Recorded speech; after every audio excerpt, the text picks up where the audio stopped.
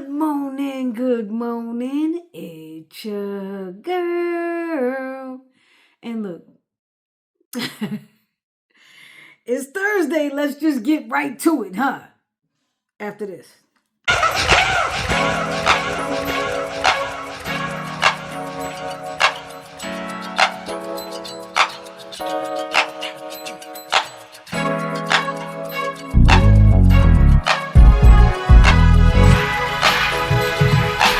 Welcome to Karina's Forte, and we're just gonna get right on into it. So Trump finally signed the Epstein bill, which he was like really trying to hold on to. And so then, because it was so many different things. First, the Republicans said, okay, we'll release it. But then they had this idea, this bright idea that they would redact all the Republican names, leave all the Democratic names, which is stupid. And of course, Trump was mentioned over 100 times, okay? This was just, you know what I'm saying, maybe just a portion of it because his name was mentioned over 100 times in the 22,000 emails. And you know he's connected. You know they got pictures of him, everything. The stuff they do is just some really, we'll get into it, weirdo stuff. But yeah, so he finally signed the bill. Most feel like he did it because it's redacted and you ain't gonna see his name. I think he did it because he just doesn't give a shit at this point. He doesn't care. He's thinking like, what can they do to me? What can they do to me? They haven't done anything. And these Republicans, you think they're doing something great? They're jackasses too. They allowed him to do every dirty thing in the world. Everything. And they did nothing. I'm not understanding. They did nothing. Absolutely nothing. They sat there and allowed this man to demolish a historical landmark. He took off the whole East Wing. Right now, there's nothing there, you guys. It's nothing. No tent over it, nothing. It's just there. And per usual, if there is something for the guys that demoed it, right, they're stupid because everybody knows that he doesn't pay people. He doesn't. And so now they're not doing any more work because they haven't gotten paid. No shit, Sherlock. You did it for free. If anything, you better go grab the pieces from the East Wing and start selling them online on eBay. People around the world want a piece of that. I got a piece of the White House, right? It's ridiculous. So yeah, the Republicans are just as much at fault for anything that happens. So it's a lot of treason going on, all of them. Even though you got Marjorie Taylor Greene speaking out now, you know, because maybe she has, I'm not going to say she has a change of heart. I think she is ambitious, and I think she wants a seat at the table. She wants to get in the Senate. She's actually wanting to run against, because she's from Georgia, so she wants to run. She would be running against this guy, Senator Ostroff, and so she won't win against him because he's been dope. And when I first came down here, and got into voting and stuff, I actually got to meet him and stuff like that. And the guy's a really good guy, stand up, and he says what he means what he says. So he's been on point with his voting, everything. Everything he said he's going to do, he's been doing. So yeah, I don't think she has a shot at that at all because she's still part of the group that allowed the president to do that. And she didn't say anything. None of them said anything, you guys. That's the part that's so scary. Me, I'd have been like, hey, wait a minute. I'm in on certain things. I know they asked me to be here, but I would speak up constantly because I would let people know I wasn't down with that. But not one of them said anything. Not one. And yeah, I believe they're at fault for a lot of things. Now, I'm not saying the Democrats are any better. Them old ones got to go. Thank goodness Pelosi is going. I liked her at one point, but as she got older, I didn't like her. Because now she became, how do you say that? Like, you know what I'm saying? Like a career politician. There you go. She was a career politician, so that's it. You know what I mean? Like she knew her job, but she knew what she could get away with and she couldn't get away with. So yeah, she needed to go. And now the young bloods need to get in there and do their thing. And they need to set term limits.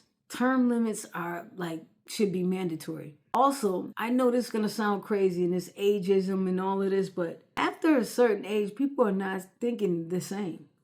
You know, some people are just stuck in whatever they're stuck in at that moment. So maybe not an age thing, but maybe so. I don't know, you know.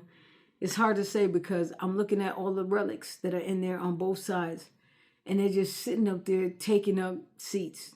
Most of them in there is wearing Pampers, including the president. So Pampers making a lot of money right now. The Pence is making crazy dollars right now. It's crazy. So hopefully they get that done. So now when they do get these Epstein files, right? And everybody wants to know what's in it. I don't know. The emails is already telling way too much. You know what I'm saying? The emails are saying a lot. But the gist of it, because I know I went through some of it with you guys, the gist of it is this. Epstein, which I got to learn about, he was once a teacher at a private school. And then somebody gave him a shot at working on Wall Street. So he got to work in Wall Street. But see, you know, he's different though because he's used to talking to students and stuff like that. So he was the go-to guy. And it became that way for everyone. And when I say everyone, all the elites, they would come to him like if he was like the white hitch. Yeah. He was hooking them up, telling them about, you know, relationships, this, that, and the other. But also he would fix certain situations like Olivia Pope did. So he was like part hitch, part Olivia Pope for them. That included taking care of their discrepancies, their appetite for certain things. You know what I'm saying, right? And so, yeah, that's what he did. He was that guy. Because I was wondering, like, this guy seems like he came out of nowhere. He wasn't rich, you guys. He was like a teacher, professor. He wasn't rich. But once he got into finance, and then you figure like this, he got into finance and met everybody.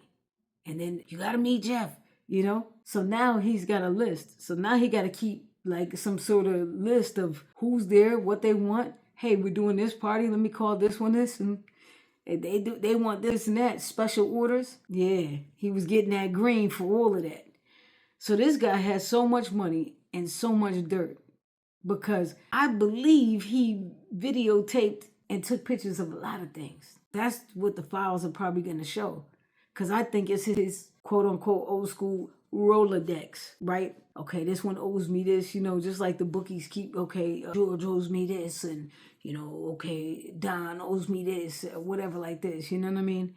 And so he can go anywhere in the world because he didn't really do anything wrong, somewhat. So there was a part where there was a email that stated that he was waiting for his marching orders. Come to find out, which everybody probably knows anyway, is even though he was super powerful like that, he had somebody over him. What he was is a double agent for the U.S. and Israel. Now, the reason why him and Trump fell out, right, and he talked about him a lot in the emails, like he's disgusting, he's that, right, is because I believe they had like dealings of a sexual nature together, is what I'm saying. And also, he helped Trump get into the White House the first time. 2016, that's what the emails is basically alluding to. And so I think the files will like stamp it and say, yep, this is what we did. You know what I mean? Give you details. And Trump had promised Epstein that he would at least be in the cabinet. So when he wasn't, he was like, dang, at least I could have gotten a cabinet or something. And then they stopped talking because now Epstein's whole thing was to, you know, bring him down. But this is the thing. Even though Epstein was super powerful, had the weight of the whole Israel, right? Because he's Jewish. He got a Jewish last name. Come on. Epstein. That's super Jewish. Anyway, so now he's mad at Trump. But you got to understand Trump. He's powerful in the way that he moves because he's from one of the most difficult cities in the world, New York. So he understands. He'll say, yeah, and then punch you in your face. There's a lot of people that he done punched in the face in New York. They don't trust him for nothing, right? But other people, oh, Don's a nice guy. Yeah, you know, until he throw the shiv on you. And so it was kind of hard to try to take him down. You know what I mean? Because Trump is just as sly and slick. And he know a lot of people too. Don't worry, when I get in there, I'll do this. And you see, Elon helped him. $250 million got Elon in the door, right? But it's so much, I think, bigger than that. Like, they're beefing with each other, right? Because I believe Elon was on some sort of drugs. You've seen him, he looked crazy. And then he just started talking about Trump. So the bromance was over. And Trump was like, go on with your little self. You know, you got what you wanted, those contracts, but then he gave him the contracts and snatched them shits back. And so that pissed Elon off. But now here's the part where it gets kind of tricky. Elon is on his way to being a trillionaire, right? And remember, just in the summer, he was losing money like crazy. His billions was going down. So how did they all of a sudden just come up? Remember when Elon had Doge and they were saying, hey, don't do this, don't, you know what I mean, go to the US Treasury. He got Trump all that information. Trump made it so that he was the only one that was in charge of all of this stuff, like all our money in the US Treasury, you guys. And so now Elon all of a sudden is about to be a trillionaire. You know, there was a young man that had a theory because Epstein was so dope that I think Bitcoin was totally his idea.